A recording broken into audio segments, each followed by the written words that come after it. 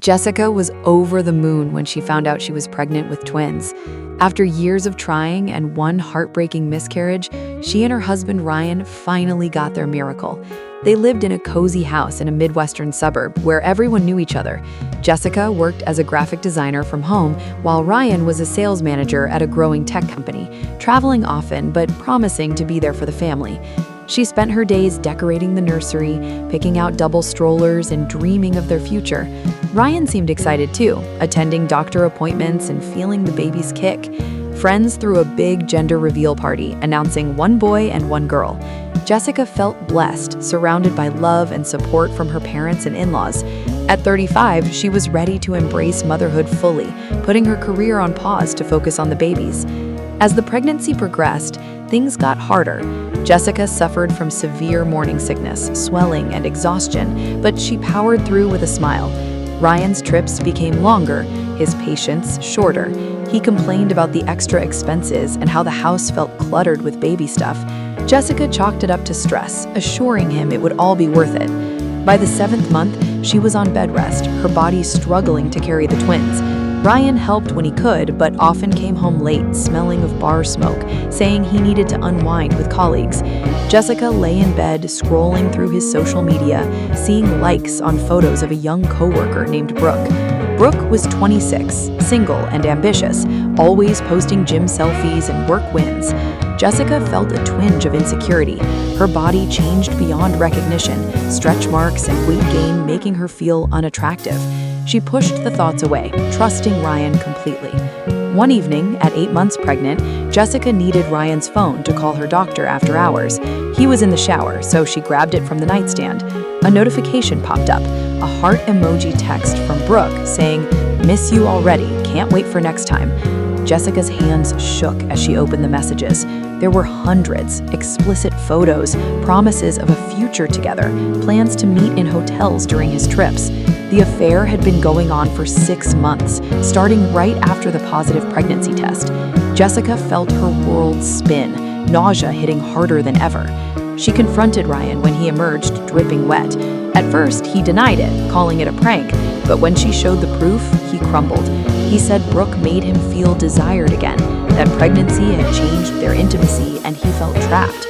He admitted loving the excitement, but swore he loved Jessica too. Then, in a cold voice, he said he wasn't sure he could stay, that fatherhood, especially twins, felt overwhelming.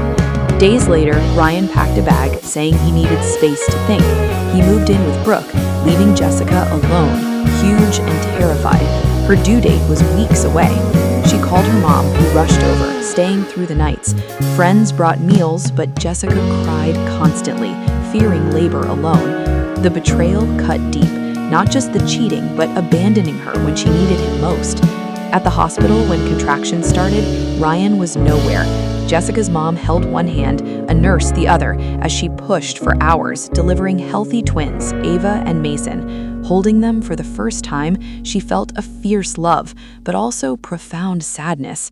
Ryan showed up the next day, flowers in hand, saying he was sorry, wanting to meet the babies.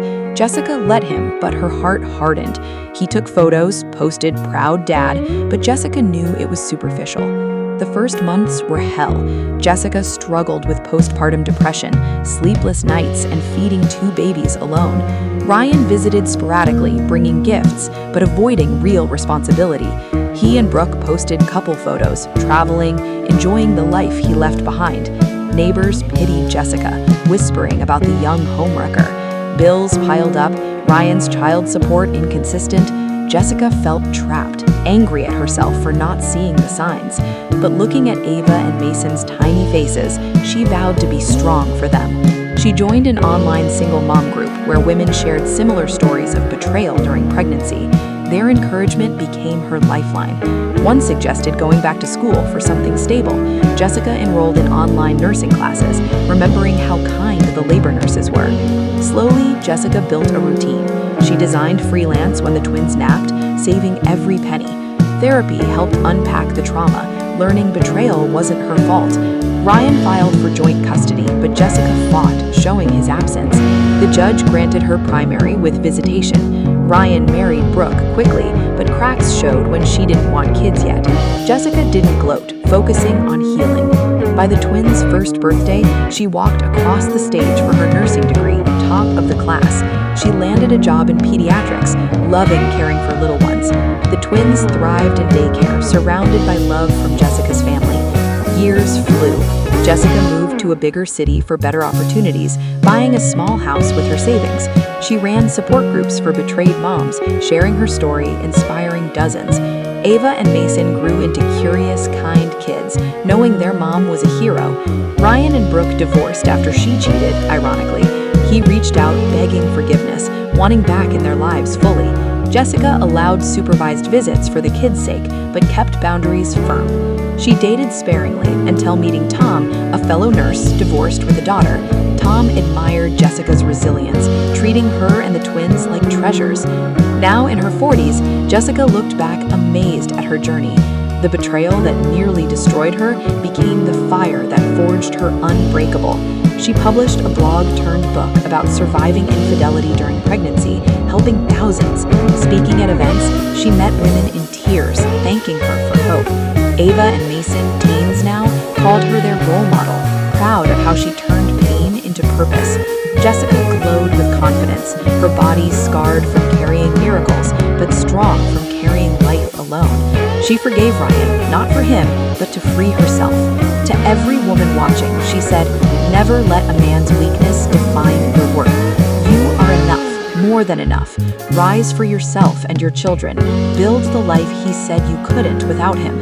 Because in the end, the greatest victory is thriving, not revenge." And Jessica did, thriving brilliantly with love, laughter, and unbreakable hope.